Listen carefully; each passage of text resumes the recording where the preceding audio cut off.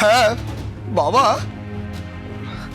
দেখো আমারও না সেটাই মনে হয়। আমার তো নিজের ওপর খুব রাগ হচ্ছে, জানো তো। আমি যে কেন জল আনতে বেরোলাম। একদম ঠিক মনে হয়েছে তোর। বাড়ি থেকে জল নিয়ে যেতে পারিসনি?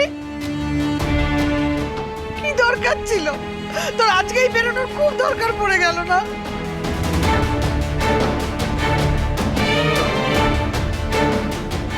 বাচ্চার বাবা হয়ে গেলি, বয়সটা আর তোর বাড়লো না। কালি ছেলে মানুষই। করো না প্লিজ। আমি এখন কি করবো? ও দাদা, কিছু একটা করুন না, আপনার ভাইয়ের সাথে একটু কথা বলুন দাদা, কিছু একটা করুন। দাঁড়াও দাঁড়াও একটু। সৌনক তো যা করার করছে, দাঁড়াও, আমি তাহলে আমার ডিপার্টমেন্টের সঙ্গে একবার কথা বলে দেখি। যৌনক, এই বাবা কিছু কর না বাবা। মা এক মিনিট। হ্যাঁ অফিসার, হ্যাঁ ওই আমাদের পাড়ার মোড়ে যে চায়ের দোকানটা রয়েছে না, সেখানেই ঘটনাটা ঘটেছে। আমাদের গাড়িটা 5-7 মিনিটের জন্য দাঁড়িয়েছিল ওখানে, তখনই মোস্ট প্রবাবলি কিডন্যাপিংটা হয়েছে।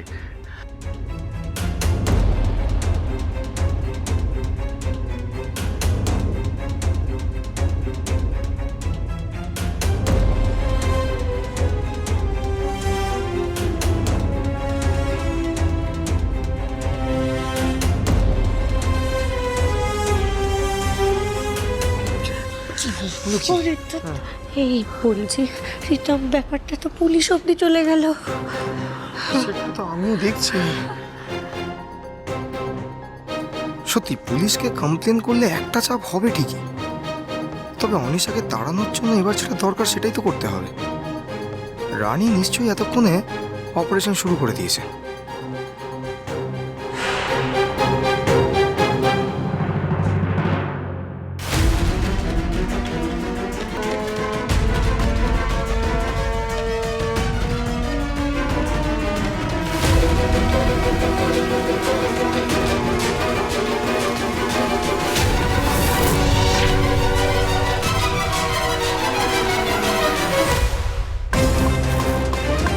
শোনো, সবাই মাস্ক পরে নাও। আমাদের আসল পরিচয় ওখানে যেন কেউ না জানতে পারে। আর তোমাদের কাজ হচ্ছে কোথায় ওটি হচ্ছে সেটা খুঁজে বার করা, তারপর জয়কে ওখান থেকে বের করে নিও। সামনে যাকে দেখতে পাবে, রানী হোক, রিতম দা হোক, যেই হোক, জাস্ট শেষ করে দিও। আমি আর আমার শত্রুদের বাঁচিয়ে রাখতে চাই না, বুঝতে পেরেছো? Okay madam. চলো।